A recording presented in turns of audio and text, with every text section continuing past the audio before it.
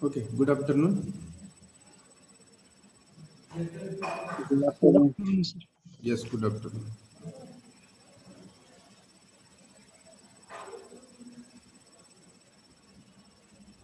Okay, so up to the last lecture, we have seen the started the water treatment plant. So we have seen the objectives and why need of water treatment plant. That part we have seen in the last lecture. This part we have seen. So I think this we have not covered. Correct? Indian standard for drinking water we have covered or not? Not yet. Hmm? No, sir. Okay. So what are the standards for the drinking water?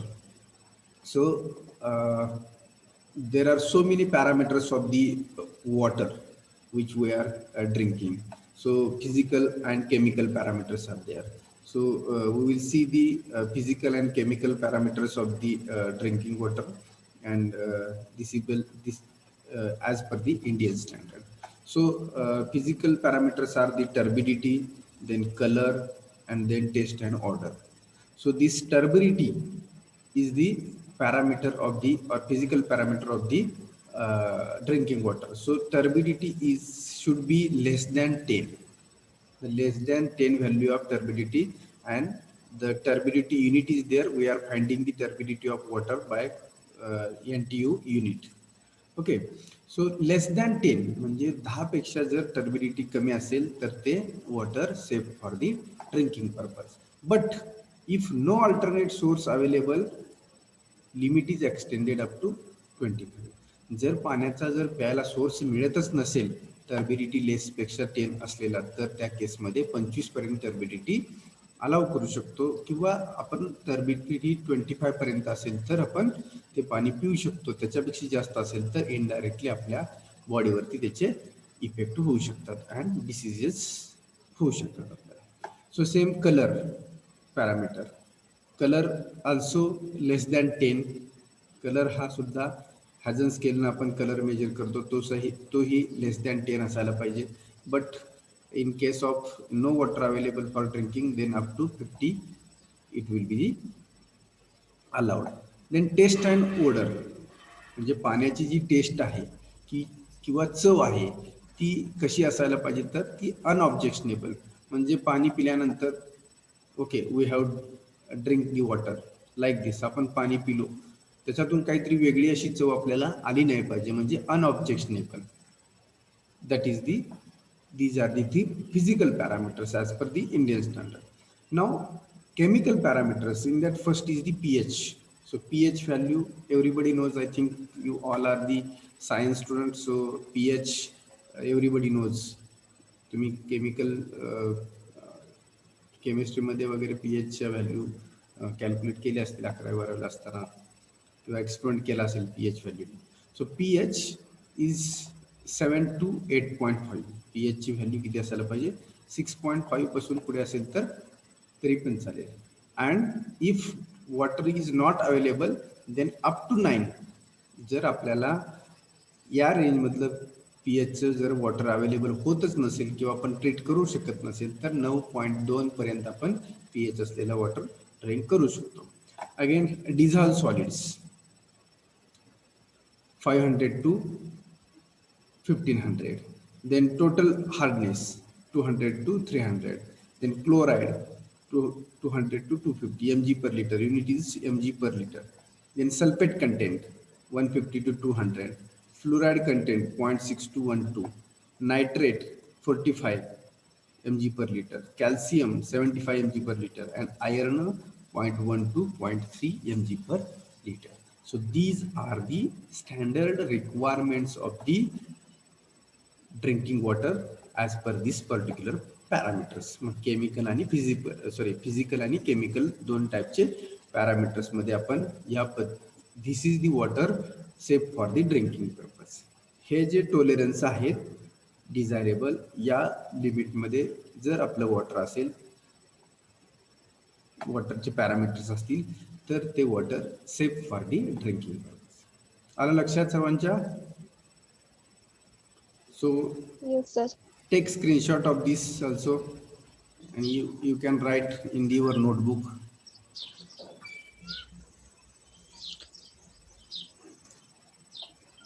These are the standards for the drinking water.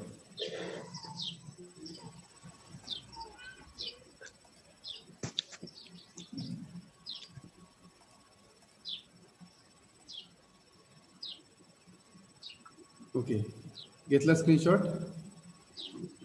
Yes, sir. Yes, sir. Okay. So now we will see the actual water treatment process or layout. कसा असतो actual water treatment कसं केलं जातं, तर त्याची जी कन्व्हेन्शियल process आहे ती process आपण या बाय थ्रू फ्लोचार्ट आपण बघू शकतो. सो पहिल्यांदा आपल्याला काय मिळणार आहे, पाणी ट्रीट करायचं म्हणजे raw water. The raw water may be available from river, lake, dam या सोर्स मधून आपल्याला रॉ वॉटर मिळणार. मग रॉ वॉटर पहिल्यांदा ट्रीटमेंट प्लांट आपण उभा केल्यानंतर पहिली स्टेज असते ती screening and aeration. Screening and aeration म्हणजेच काय, तर ज्यावेळी आपण पाणी लिफ्ट करतो त्यावेळी त्या पाण्यामध्ये काही झाडं असू शकतील, काही छोटे छोटे काही पार्ट असू शकतील, आपण टाकलेल्या काय वस्तू असतील पाण्यामध्ये, त्या सगळ्या काय कुठे येऊ शकतात, पंपमधून डायरेक्ट ट्रीटमेंट प्लांटमध्ये येऊ शकतात. तर त्या अवॉइड करायचं असेल तर आपल्याला स्क्रीन प्रोव्हाइड करायला लागेल, की आपण आपल्या विहिरीमध्ये सुद्धा आपण ज्यावेळी आपण पंपनी पाणी लिफ्ट करतो त्यावेळी विहिरीमध्ये सुद्धा खालच्या वाला जो आपला फूट वॉल असतो त्या वॉलमधून पाणी इनलेट होतं, तर त्याला आपण पाहिलं असेल काय जण त्याला आपण जाळी बांधलेली असते. कशासाठी, तर विहिरीमधलं किंवा बाकी अजून कुठलं त्यात काय म्हणजे मॅटर्स आहेत ते आतमध्ये येऊ नयेत, त्यासाठी आपण स्क्रीनिंग करतो. म्हणजे पाणी सोडून बाकीचे कुठलेही पॅरामीटर्स त्या थ्रू ट्रीटमेंट प्रोसेसमध्ये आत येऊ नये, पंपामधून किंवा ट्रीटमेंट युनिटमध्ये म्हणून स्क्रीन प्रोव्हाइड करतो. एरिएशन, स्क्रीनिंग अँड एरिएशन, ज्यावेळी नदीमधून पाणी लिफ्ट होतं आणि ट्रीटमेंट प्लांटला येतं त्यावेळी ते पाणी पाईपलाईन मधून असं उंच फवाऱ्या टाईप ते पाणी फेकलं जातं हवेमध्ये थोडंसं त्या चेंबरमध्ये. म्हणजे आपण आपल्या मळ्यातील चेंबर पाहिलाय सर्वांनी, शेतामध्ये आपल्या पाणी येणारा जो चेंबर असतो चेंबर तो पाहिलेला आहे. ते पाणी कसं पडतं, असंच पडतं ना, बरोबर आहे ना? हो सर. हा, या पद्धतीनं. मग हे पाणी असं आता जे मी स्केच काढलं या पद्धतीनं आपलं शेतातील पाणी पडत असतं चेंबर मधून आलेलं. तसंच एरिएशन मध्ये आपण अशा पद्धतीचं चेंबर करून पाणी असं हवेत फेकतो. ह्याचं रिझन काय पाणी हवेत फेकण्याचं, तर सरफेसवरचं जे पाणी आहे नदीमधील, तलावामधील, डॅममधील ते साठवून ठेवलेलं पाणी आहे, त्याच्यामध्ये ऑक्सिजन कमी असतो मिसळलेला पाण्यामध्ये. ज्यावेळी आपण असं पाणी हवेत फेकतो त्यावेळी ऑक्सिजन मिळतो, म्हणजे त्याची चव टेस्ट जी आहे पाण्याची ती पूर्णपणे खराब असते. तुम्ही पाहिलं असेल साठवलेलं पाणी नदीमधलं तुम्ही पिऊन पहा आणि परत ते ट्रीट करून आलेलं पाणी पहा, त्याची जी टेस्ट आहे ती चेंज असते. मग त्याच्या टेस्टसाठी आपल्याला ऑक्सिजनची गरज असते पाण्यामध्ये. त्यामुळे एरिएशन करतो, म्हणजे थोडंसं तिथं ट्रीटमेंट प्लांटला आलेलं ते पाणी पाईपलाईन मधून असं चेंबर सारखं आपण हवेत थोडंसं फेकतो, त्यावेळी त्याच्यामध्ये ऑक्सिजन मिसळला जातो आणि CO2 कार्बन असतो तो कार्बन रिमूव्ह होतो ऑक्सिजन मिसळला. So this is the first stage.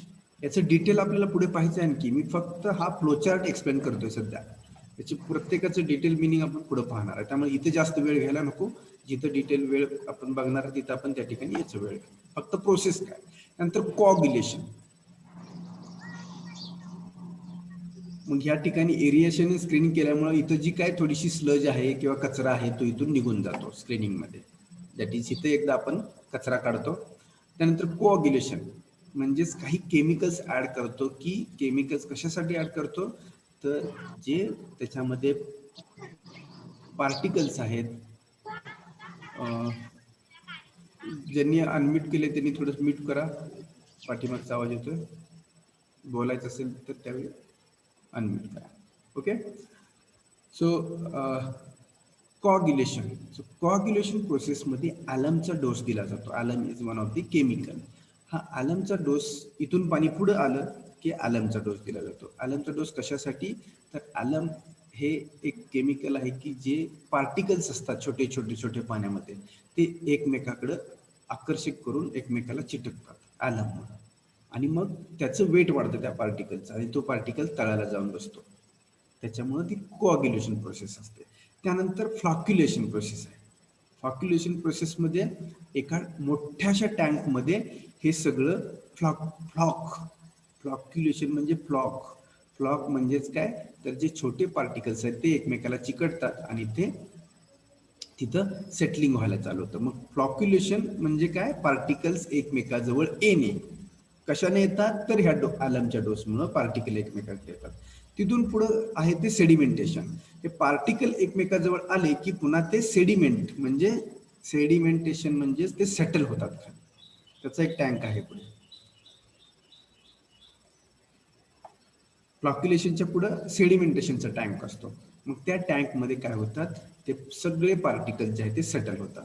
ह्याला वेळ लागतो सेडिमेंटेशनला. आपल्याला 1 तास 3 तास असं टाइम दिल्यानंतर मग एका बाजूनं इनलेट पाणी होतं, एका बाजूनं आउटलेट पाणी होतं. म्हणजे गाळ खाली बसतो आणि जे स्वच्छ झालेले पाणी आहे ते वरच्या बाजूने बाहेर काढलं जातं. Sedimentation tank. आफ्टर दॅट म्हणजे इथून पण राहिलेला काय, जो इथं बघा स्लज गोळा केली जाते परत एकदा. पहिल्यांदा स्क्रीनिंग करताना मोठे मोठे पॅरामीटर्स इथं कलेक्ट केले जातात पाण्यातले. सेडिमेंटेशन मध्ये परत काय केलं जातं, सेटल झालेले जे काय पार्टिकल्स आहेत ते इथं परत बाहेर काढले जातात ह्या टँकच्या बॉटम मधून. त्यानंतर फिल्ट्रेशन. मग फिल्टर बेड असतात. आपण जनरली जर तुम्ही बरेचसे स्टुडंट आपले खेड्यातली असतील, विलेज मधले असतील, आपण झऱ्याचं पाणी सर्वांनी पाहिलेलं आहे. स्वच्छ असतं ना? Yes sir. स्वच्छ असतं. कशामुळे स्वच्छ असतं? तर Yes, ते sir. ते आपल्या जमिनीच्या मातीच्या लेअर मधून ते पाझरून आलेलं असतं, माहिती आहे सर्वांना, बरोबर आहे की नाही? मग मग त्या मातीच्या लेअर मधून पाझरलेलं पाणी असल्यामुळे ते स्वच्छ पाणी असतं. मग फिल्ट्रेशन प्रोसेसमध्ये सुद्धा काय केलं जातं, तर ग्रॅव्हलचे लेअर, मातीचे वाळूचे लेअर्स तयार एकमेकावरती ठेवलेले असतात आणि त्याच्यातून पाणी पास केलं जातं खाली. बघा, म्हणजेच सेडिमेंटेशन मधून फिल्टर म्हणजेच कसं, गाळ खाली बसून वरून राहिलेलं जे पाणी आहे ते परत फिल्ट्रेशन बेडमध्ये आणलं जातं. मग इथं फिल्ट्रेशन बेडमध्ये काय असतं, तर लेयर्स असतात. कशाचे लेयर्स असतात? तर दगडाचे, वाळूचे असे लेयर्स असतात आणि त्या लेअर मधून पाणी पास केलं जातं. कशासाठी त्या लेअर मधून पाणी पास करायचं, कोण सांगेल? जसं आपण म्हणतो की झऱ्याचं पाणी स्वच्छ आहे, कशामुळं? तर ते मातीच्या लेअर मधून पास होऊन आलेलं असतं. मग त्याच्यात पार्टिकल्स काय होतात, ते कुठं पार्टिकल जातात, असलेले पाण्यातले पार्टिकल्स? मातीच्या लेअर मध्ये अडकत. त्या लेअर मध्ये ते अडकून बसतात. करेक्ट. मग आपण जी फिल्टर बेड बसवलेला असतो पाणी फिल्टर करण्यासाठी, तर त्या बेडमध्ये, म्हणजे मी काय म्हटलं, छोटी वाळू वरती असते, त्याच्या खाली थोडीशी मोठी वाळू असते, वर अशा पद्धतीने जो वाळूचा लेअर दिलेला असतो त्या वाळूच्या लेअरमध्ये ते पार्टिकल्स अडकून बसतात. इथून राहिलेले सेडिमेंटेशन मधून सेटल होऊन राहिलेले पार्टिकल्स यात अडकून बसतात आणि मग आपलं पाणी फिल्टर होतं. आता घरातला फिल्टर प्लांट वेगळा, छोटा असतो तो घरातला फिल्टर प्लांट 4 माणसं सुद्धा पाणी पिऊ शकत नाहीत. पण जो वॉटर ट्रीटमेंट प्लांट एखाद्या शहरासाठी बसवलेला असतो, तो कितीतरी 1 लाख, 2 लाख, 4 लाख, 10 लाख पॉप्युलेशन असलेल्या शहरासाठी असतो. त्याच्यामुळं तेवढ्या किरकोळ आपल्याला प्लांट बसवणं सोपं नाही. त्यामुळे हा असा मोठा प्लांट हा बसवला जातो. फिल्टर झालं आणि मग फिल्टरमध्ये राहिलेले ते पार्टिकल्स आहेत छोटे छोटे, त्या लेअरमध्ये अडकून जातात आणि मग पुन्हा पुढं पाणी स्वच्छ येतं. ठीक आहे. आता हे पाणी स्वच्छ झालं इथंपर्यंत, फिल्ट्रेशन पर्यंत पाणी स्वच्छ झालं, म्हणजे काय झालं, पार्टिकल्स निघून गेले सगळे. आता डिसइन्फेक्शन पुढची प्रोसेस आहे डिसइन्फेक्शन. Disinfection means water. इथंपर्यंत पार्टिकल निघून गेले सगळे जे काय होते आतमध्ये. आता राहिलं काय मग? त्यातले जम्प्स मारायचे. राईट. जम्स म्हणजेच रोग रोग आपण काय म्हटलं होतं की जे जर्म्स आहेत, पॅथॉजेनिक जर्म्स आहेत, बॅक्टेरिया आहेत, ते बॅक्टेरिया मारले पाहिजेत आपल्याला, आणि तेच आपल्यासाठी खूप डेंजरस असू शकतील. मग त्याच्यासाठी क्लोरिनेशनचा डोस द्यायचा. क्लोरीन पाण्यामध्ये मिसळलं आपण की ते बॅक्टेरिया मरून जातात. शेवटच्या फिल्ट्रेशन नंतर ही काय राहतं तर बॅक्टेरिया राहतात, जर्म्स राहतात, पॅथॉजेनिक जर्म्स राहतात. ते मारायचं असेल तर क्लोरीन टाकावं लागतं आपल्याला. आणि क्लोरीन ऍड केला की मग जे पाणी आहे ते स्वच्छ झालं, ते स्टोरेज करायचं आणि ते नंतर डिस्ट्रीब्यूट करायचं. आली थोडक्यात प्रोसिजर. याचं डिटेल आपण बघणार आहे, प्रत्येकाची एक स्लाइड आहे पुढे. पण येस सर. शॉर्ट मध्ये हे लक्षात आलं का या प्रोसेसने आपण पाणी फिल्टर करतो. Yes, sir. आलं लक्षात सर्वांच्या? Yes sir. Yes, स्क्रीनिंग आणि एरिएशन म्हणजे मोठे मोठे पार्टिकल्स जे आहेत ते इथं अडकून बसतात स्क्रीन मध्ये. एरिएशन म्हणजे असं फवाऱ्यासारखं पाणी हे करायचं, चेंबूर सारखं या, आणि त्याच्यामध्ये ऑक्सिजन मिसळायचा. त्यानंतर कॉग्युलेशन म्हणजे पार्टिकल्स हे सस्पेंडेड असतात, बरोबर आहे की नाही? पाण्यामध्ये जे पार्टिकल असतात ते सस्पेंडेड म्हणजे वाहत असतात, पाण्यामध्ये तरंगत असतात. ते सेटल कसे होणार? ते डायरेक्ट सेटल होणारच नाहीत. तर ते सगळे पार्टिकल्स आहेत ते एकमेकाजवळ आले पाहिजेत. त्यासाठी हे केमिकल ॲलम वापरलं जातं की पार्टिकल्स एकमेकाजवळ येऊन जड होतील. ती प्रोसेस आहे ती. ही कॉग्युलेशन म्हणजे ॲलमचा डोस देणे, आणि फ्लॉक्युलेशन म्हणजे ते सगळे पार्टिकल्स जवळ येऊन जवळ येऊन ते खाली बसायला सेडिमेंटेशन मध्ये जातील. तिथून filtration, disinfection, storage and distribution. So this is the process by chart. या चार्टने आपण ती प्रोसेस पाहिली. आता प्रत्येकाचं मिनिंग काय असतं, स्क्रीनिंग काय असतं, इरिगेशन, कोऑग्युलेंट मध्ये कुठले डोस देतो, हे आपण डिटेलमध्ये परत पुढे एक एक स्लाइड पाहणार. ओके, हे लक्षात आलं सर्वांच्या? Yes sir. yes, sir. नाव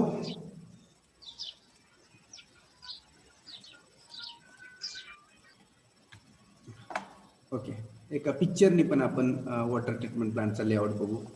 सरफेस वॉटर सप्लाय, बरोबर, नदीवरचं किंवा तलावातलं पाणी इथं आहे. ते पाणी परत कोऑग्युलेशन विथ रॅपिड मिक्स, म्हणजे इथंच एकाच ठिकाणी त्यांनी कोऑग्युलेशन आणि फ्लॉक्युलेशन हे स्क्रीनिंग आणि एरिएशन एकाच ठिकाणी दाखवले. त्यानंतर फ्लॉक्युलेशन म्हणजे पाणी अशा फ्लोनी फिरतं की ज्याच्यामध्ये तुमचे पार्टिकल्स एकमेकाजवळ यायला मदत होते, फ्लॉक्युलेशन. त्यानंतर सेटलिंग टँक, इथून पाणी पुढे जातं सेडिमेंटेशनला, म्हणजे इथं सेटलिंग टँक म्हणजे पाणी इथून इनलेट झालं वरच्या बाजूनं, या ठिकाणी इनलेट झालं की या ठिकाणी ते पाणी काय होते, सगळं पार्टिकल सेटल होतात आणि परत आउटलेट होतो पाण्याचा. आउटलेट परत कुठं जाणार, फिल्ट्रेशनला जाणार. या ठिकाणी फिल्टर बेड असतात, फिल्टर बेडमध्ये पाणी फिल्टर होतं. त्यानंतर क्लोरिनेशनचा डोस दिला जातो. त्यानंतर पाणी कुठे येतं, आपल्या घरी येतं, distribution. So this is the by sketch आपण फ्लो चार्ट काढला. येतोय का लक्षात सर्वांच्या? Yes sir.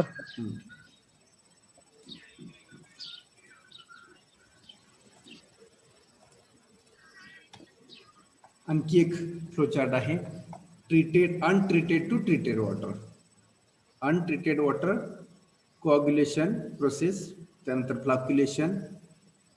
कोऑग्युलेशन मध्ये ॲलमचा डोस दिला जातो. फ्लॉक्युलेशन मध्ये ते एकमेकाजवळ येतात, त्यासाठी वेळ दिला जातो. ते एकमेकाजवळ येण्यासाठी, पार्टिकल सगळे एकमेकाजवळ येण्यासाठी हा इथं फ्लॉक्युलेशन चेंबर असतो, त्याच्यामध्ये वेळ दिला जातो. त्यानंतर सेडिमेंटेशन, बघा म्हणजे हे ॲरो दाखवलेत खाली, याचं मिनिंग काय हो? हे खाली ॲरो असे दाखवले, त्याचं मिनिंग काय? गाळ खाली सेटल, करेक्ट, पार्टिकल सेटल होतात इथं. परत पुढे फिल्ट्रेशनला आलो आपण, बघा फिल्ट्रेशन मध्ये हे बेड दाखवलेत, म्हणजे बारीक वाळूचा लेअर, त्याच्यापेक्षा छोट्या वाळूचा लेअर, त्याच्यापेक्षा मोठ्या वाळूचा लेअर, त्याच्यापेक्षा ग्रॅव्हल मोठे, असा लेअर असतात. 3-4 लेअर मध्ये तुमचा ह्या बेड असतो, आणि त्याच्यामधून परत इथून पाणी पास होतं. ह्या बेडमधून खाली जाऊन परत ते डिसइन्फेक्शनसाठी स्टोअर केलं जातं. क्लोरीनचा डोस दिला जातो आणि ते फायनली ट्रीट होतं. So this is one of the sketch through image I have shown you to for the what we can say जी प्रोसेस आहे ती तुम्हाला इमेजच्या स्वरूपामध्ये दाखवायचा इथं प्रयत्न केला. Okay, now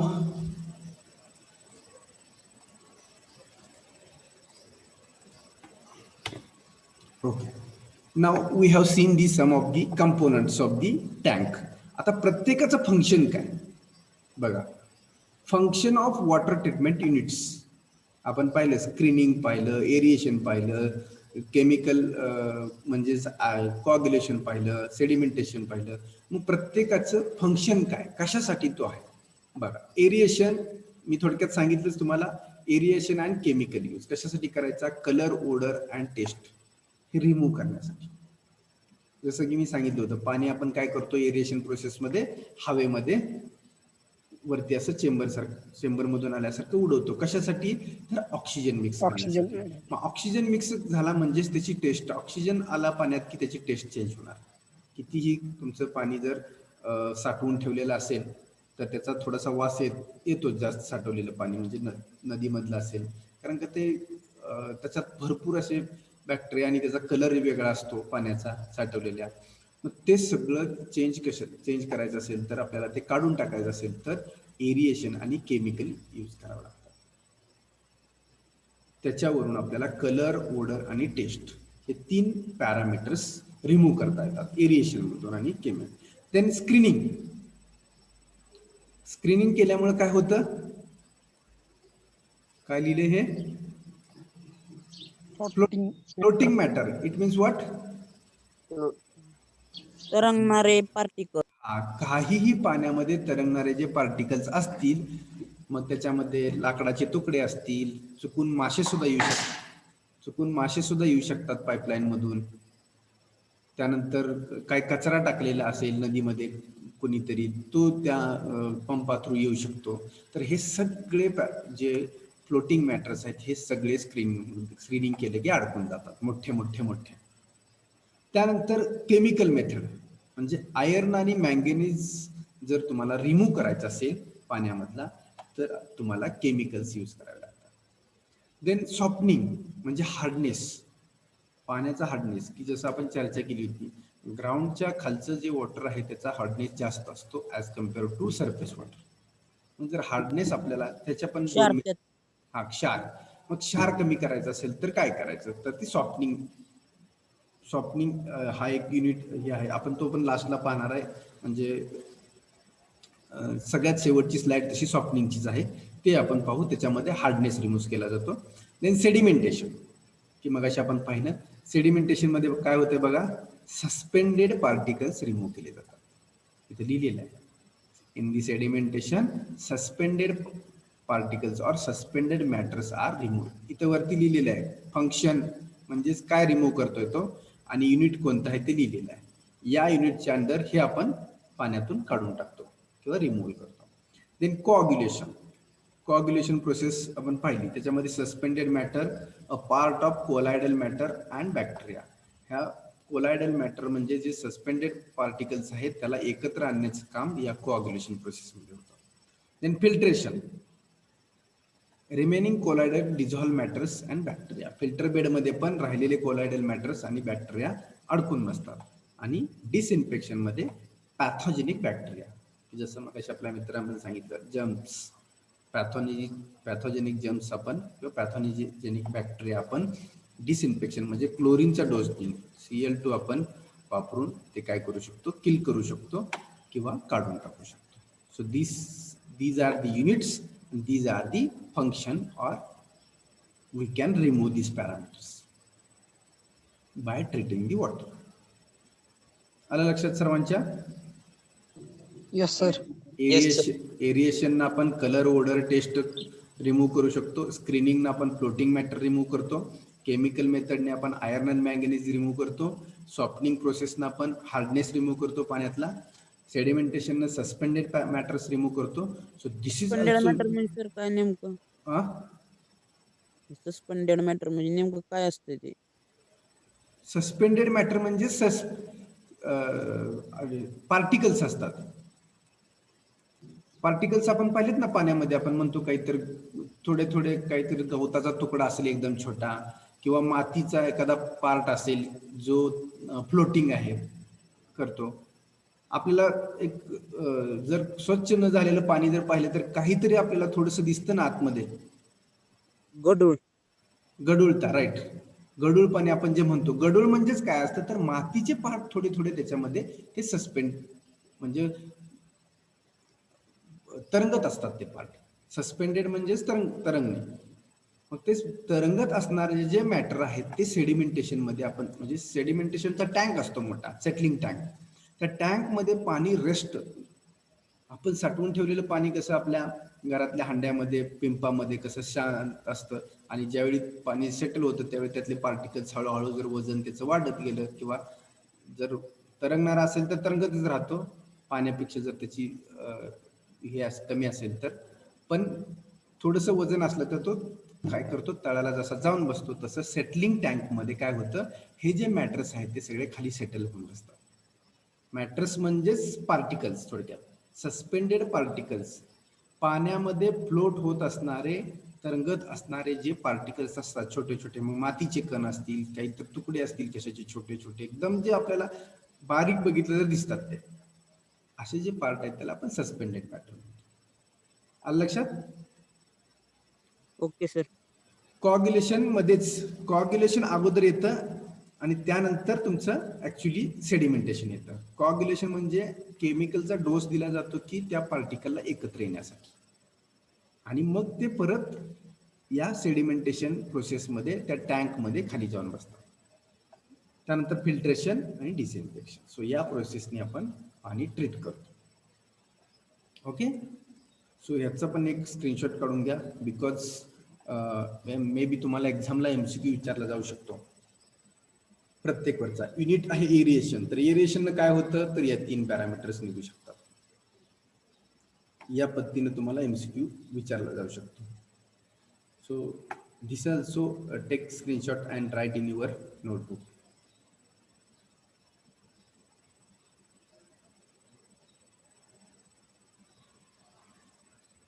this is very important slide. म्हणजे प्रत्येक युनिटचं फंक्शन काय याच्यामध्ये, याच्यावरून आपल्याला कळतं.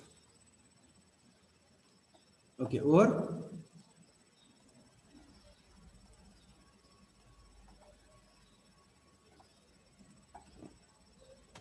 Okay, so now first unit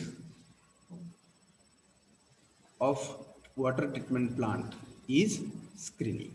पहिली सगळ्यात प्रोसेसमधलं पहिली स्टेज म्हणजे काय, स्क्रीनिंग. बघा आता इमेज बघा, इमेजमध्ये काय दिसतं, एक स्क्रीन लावलेली आहे आणि या स्क्रीनमधून या आलेल्या बॉटल्स असतील, तुकडे असतील लाकडाचे, किंवा मासे येऊ शकतात, किंवा तुटलेली पानं पडलेली येऊ शकतात, किंवा असे लाकडाचे वणके सुद्धा आपण मोठे येऊ शकतात. हे सगळं कुठं अडवलं जातं तर स्क्रीनिंग प्रोसेस. येते लक्षामध्ये?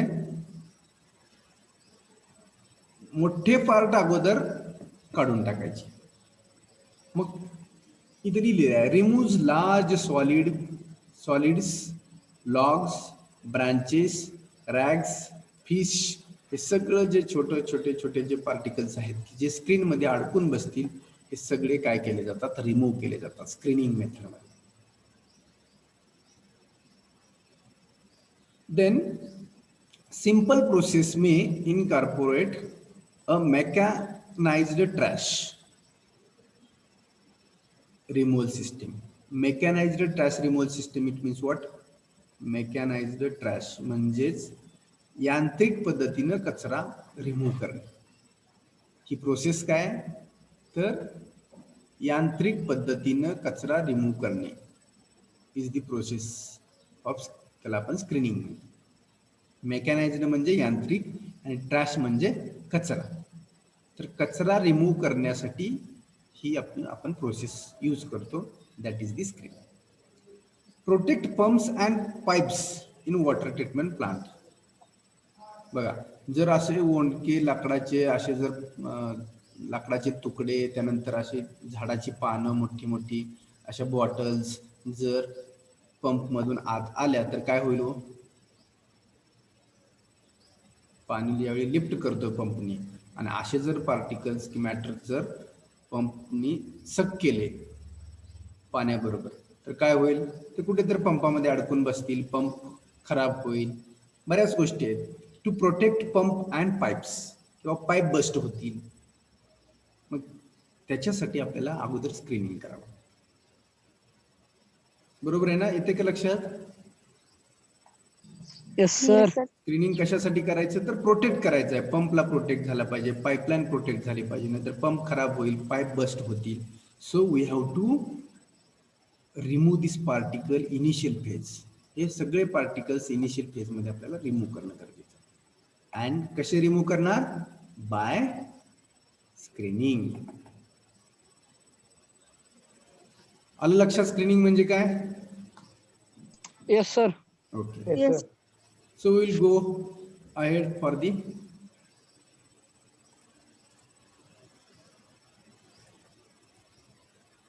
तसं जर तुम्हाला हा वॉटर ट्रीटमेंट प्लांट जर शिकायचा असेल, लर्न करायचं असेल, तर एक टोटल सब्जेक्ट आहे सिव्हिल इंजिनिअरिंग म्हणजे थर्ड इयरमध्ये, आणि मी तुम्हाला 2 लेक्चरमध्ये संपवणार आहे की जो 40 लेक्चरचा सिलेबस आहे. कारण का तुम्हाला डिटेलमध्ये नाहीये, फक्त म्हणजे काय, बेसिक्स ऑफ सिव्हिल इंजिनिअरिंग म्हणजे स्क्रीनिंग काय असतं एवढं समजलं, दॅट्स इट. ह्या 3 पॉईंटमध्येच तुमचा अभ्यास आहे. पण तेच 2 लेक्चर घेतली तरी, किंवा 1 लेक्चर घेतलं तरी, 1 तास घेतलं तरी स्क्रीनिंग संपणार नाही. त्याची मेथड्स काय, कुठल्या कुठल्या मेथड्सनी केलं जातं, कुठल्या कुठल्या टाईपच्या स्क्रीन असतात, असं भरपूर डिटेलमध्ये आपण याच्यावरती थर्ड इयर सिव्हिल इंजिनिअरिंगमध्ये डिटेल स्टडी आहे. बट तेवढा आपल्याला घेत बसलो तर सिलेबस संपणार नाही का, बेसिक सिव्हिलचा वास्ट सिलेबस. कारण का बेसिक सिव्हिल 40 सब्जेक्ट आहेत सिव्हिल इंजिनिअरिंगमध्ये. 40 सब्जेक्ट जर तुम्हाला शॉर्टमध्ये जर लर्न करायचे असतील तर आपण शॉर्टमध्येच फक्त बेसिक किंवा म्हणजे काय एवढं समजून गेलं पाहिजे. Okay, so screening is over. Now next unit of treatment plant is the aeration. Next unit is the aeration. Now what purpose aeration is provided? So if you see the image, बघा image दिसते तुम्हाला का, आपण म्हटलं होतं. Yes, sir. हा, म्हणजे direct नदीमधून आलेलं पाणी बघा इथं येतं, आणि अशा स्टेप्स प्रोव्हाइड केल्या असतात. स्टेप्सवर कशासाठी प्रोव्हाइड करायचे हो, आता स्टेप्स प्रोव्हाइड केलेत म्हणजे काय केले बघा इथं त्यांनी. स्टेप्सवर पाणी पडल्यानंतर काय होणार आहे,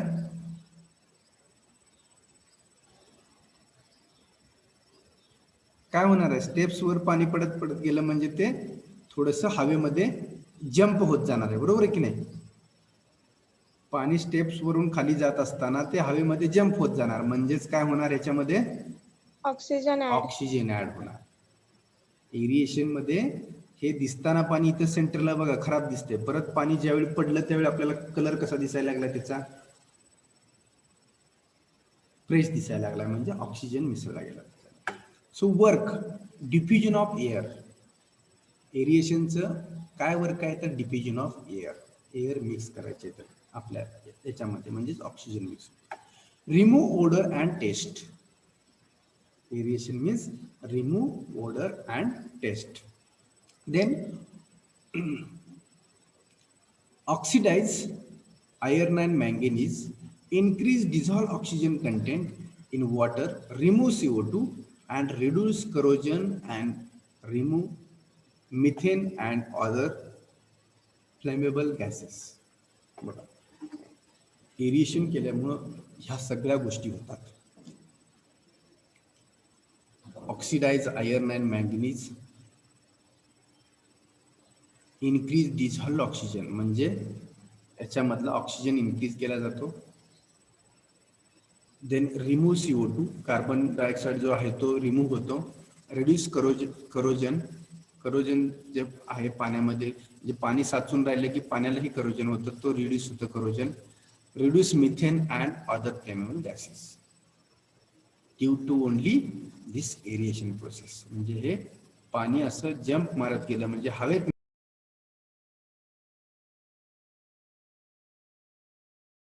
सर आवाज येत नाहीये. आता येतोय? Yes, sir. हा yes Yes, sir.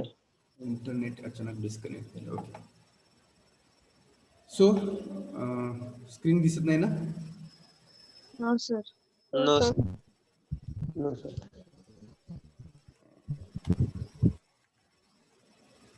Okay. So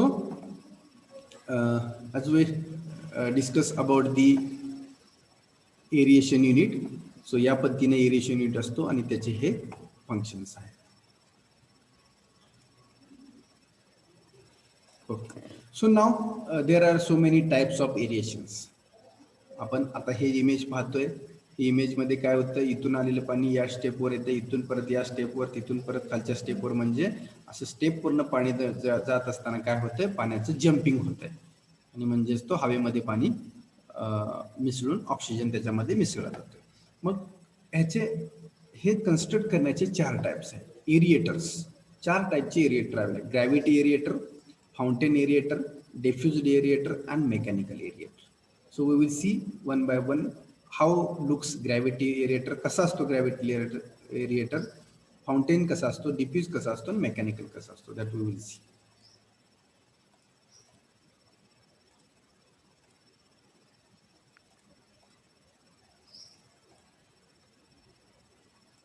okay. So gravity aerator, आवाज येतोय ना माझा? Yes, sir. Yes, sir. First is the gravity aerator. So gravity aerator त्यालाच आपण कॅस्केड एरिएटर असं म्हणतो. त्याचं दुसरं नाव आहे cascade, CACAD, cascade. In gravity aerator, water is allowed to fall by gravity, such as large area of water is exposed to atmosphere, sometimes added by the turbulence. बघा, म्हणजे सेंटरला पाण्याची पाईपलाईन खालून आणली की ते पाणी बाय ग्रॅव्हिटीनं काय होते, ते फ्लो होते. In gravity aerator water is allowed to fall by gravity. की खाली येण्याची जी प्रोसेस आहे ती कसं ग्रॅव्हिटीने येते पाणी. So in the large area is expose to the atmosphere, म्हणजे हे पाणी ज्यावेळी असं ग्रॅव्हिटीने खाली तसं येते त्यावेळी काय होतं, ते विथ ॲटमॉस्फिअर म्हणजे हवेमध्ये त्याचा कॉन्टॅक्ट होतोय आणि ऑक्सिजन मिसळला जातो. So this is the with turbulence, म्हणजेच आपण ह्याला असे आउटलेट प्रोव्हाइड केलेत बघा. इथून खाली येत आहे, इथून खाली येत आहे, म्हणजे काय होतंय, टर्ब्युलन्स म्हणजे काय, ते एकमेकाजवळ असं फिरत गोल गोल गोल फिरत येते पाणी. ते म्हणजे त्याला ऑब्स्ट्रक्शन दिलेले आहेत, त्यामुळे काय होतं, इकडे एकदा धडकते, पुढच्या बाजूला एकदा जाते, त्याच्यामुळे काय होतंय, त्याचे डायरेक्शन चेंज झाले की ते हवेमध्ये मिसळत येतं. टर्ब्युलन्स म्हणजे येते लक्षात? Yes, sir. So this is the gravity aerator. Now next aerator is the injection or diffused aerator.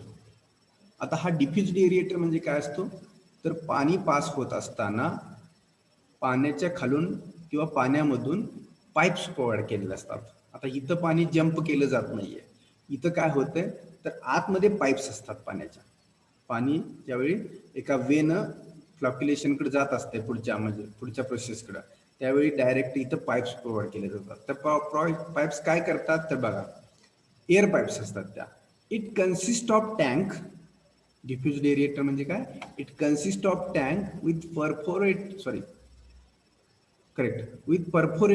Pipes. Perforated pipe म्हणजे काय, परफोरेटेड म्हणजेच त्या पाईप्सला होल्स असतात.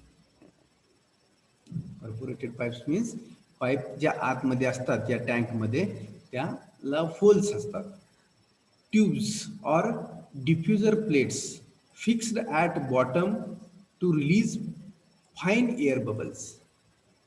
एअर बबल्स आपण पाहिलेत, तर त्या पाईपला होल असतात, त्या होलमधून एअर पास केली जाते. एअर पास केल्यानंतर काय होतं, तो आपण जर पाण्यामध्ये आतमध्ये असेल आणि आपली जर ऑक्सिजन घेतलेला आपण जर सोडला, तर काय येतं, सरफेसवरती काय दिसतं परत पाण्याच्या आपल्याला, बुडबुडे दिसतात. तसं या पाण्यामध्ये एअर पास केल्यानंतर काय होतं, त्या पाण्यामध्ये ऑक्सिजन मिसळला जातो. थ्रू पाईपला होल प्रोव्हाइड केले असते त्याच्यातून. फ्रॉम कॉम्प्रेसर युनिट म्हणजे कॉम्प्रेसर मध्ये एअर असते. सर्वांना माहिती आहे आपल्याला कॉम्प्रेसर मध्ये एअर असते. हवा मारण्याचा कॉम्प्रेसर बघितलंय सर्वांनी. 2 व्हीलर 4 व्हीलरला आपण जी हवा मारतो Yes, sir. कॉम्प्रेसरने जनरेट केलेली होय. एअर असते. Yes, sir. ओके. Yes, ती sir. एअर आपण काय करतो मग त्या पाईप मधून सोडतो म्हणजेच पाण्यामध्ये एअर मिसळते.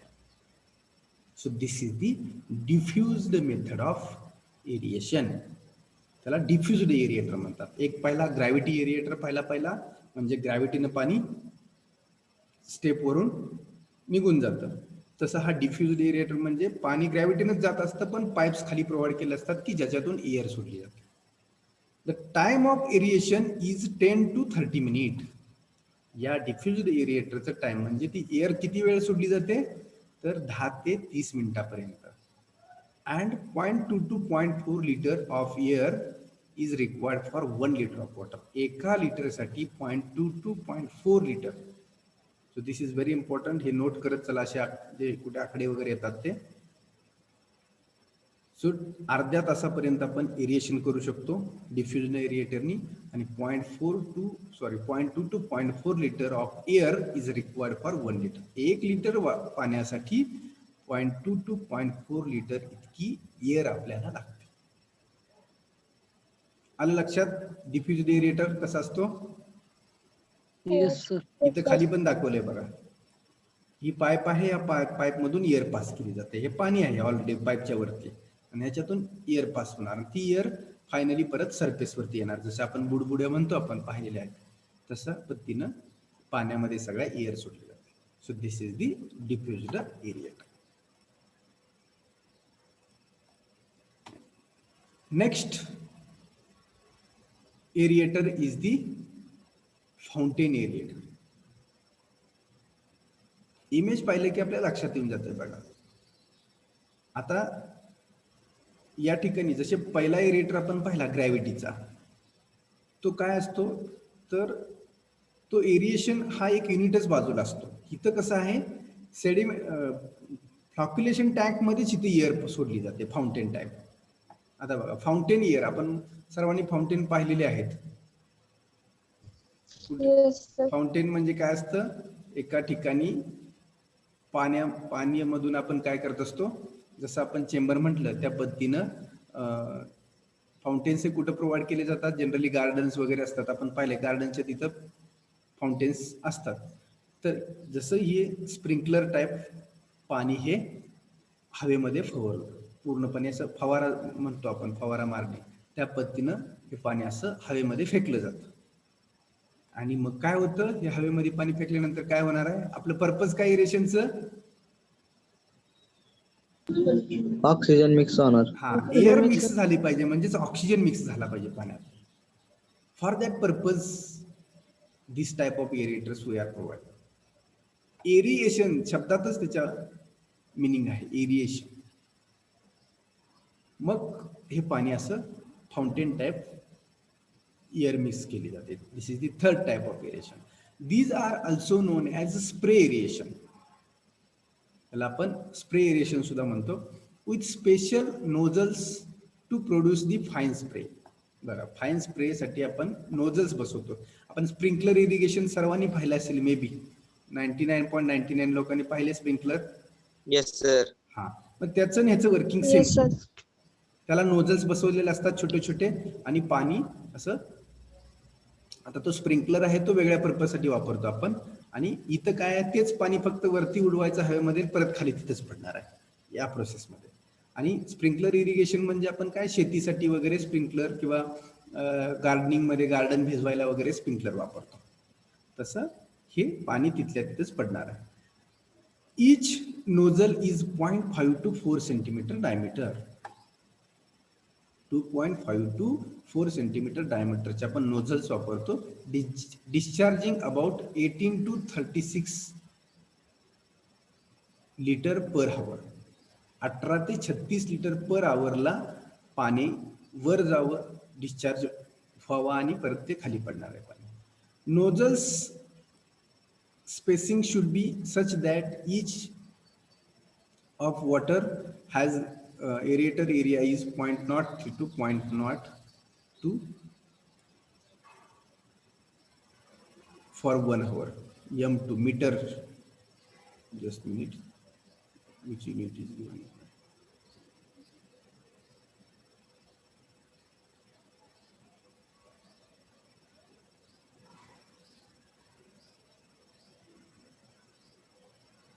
हा, हे मीटर स्क्वेअर आहे. ऍक्च्युली M2 झाले, हे स्क्वेअर वरती पाहिजे होतं 2 इथं, आणि हे मीटर क्यूब आहे. So 0.03 to 0.09 metre square for 1 hour. म्हणजे एरिएशनचा एरिया हा इतका प्रोव्हाइड केलेला असतो. So this is the fountain aerator. Fountain aerator म्हणजे काय समजलं? पाणी हे हवेमध्ये फेकलं जातं, थोडं तुषार सिंचन. ओके. देन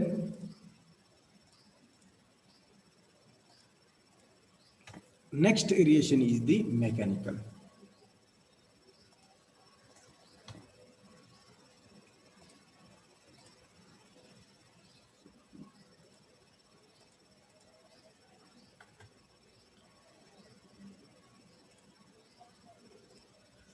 मेकॅनिकल एरिएटर काय दिसतं इमेज वरून तुम्हाला?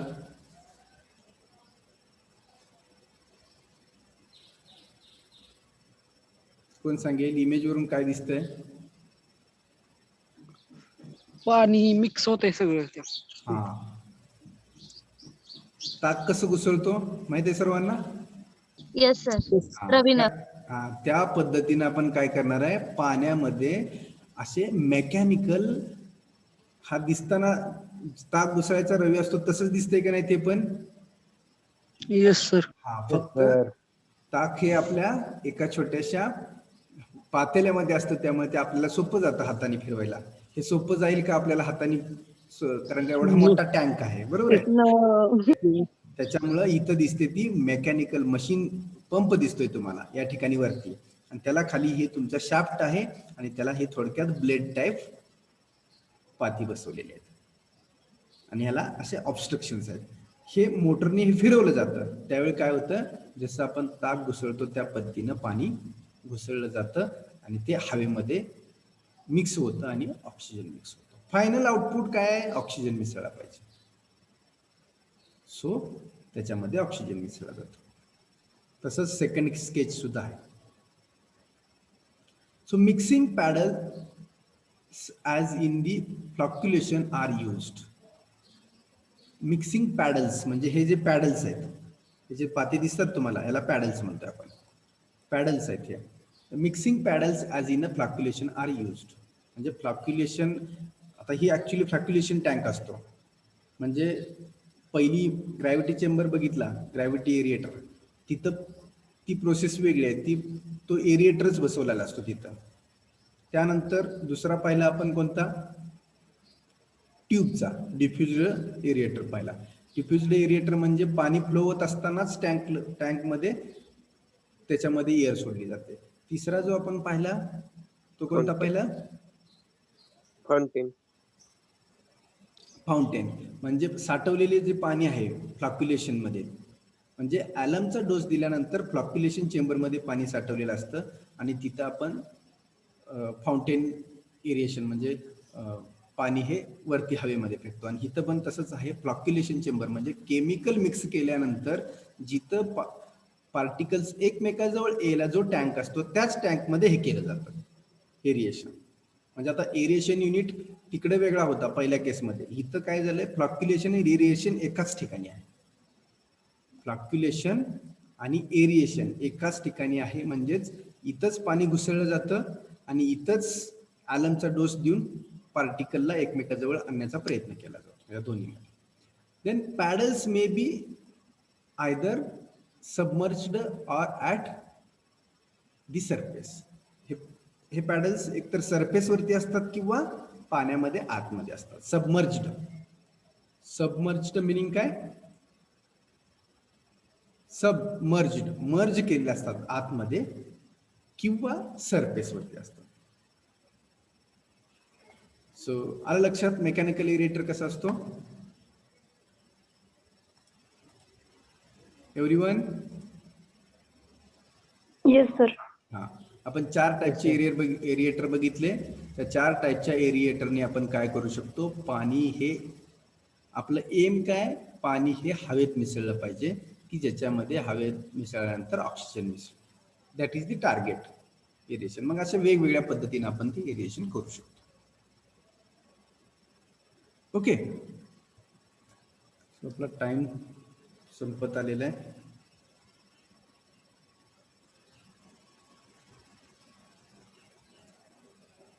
So next part we'll see in the next lecture, coagulation. So we have covered up to the aeration here. So wait, I will take attendance.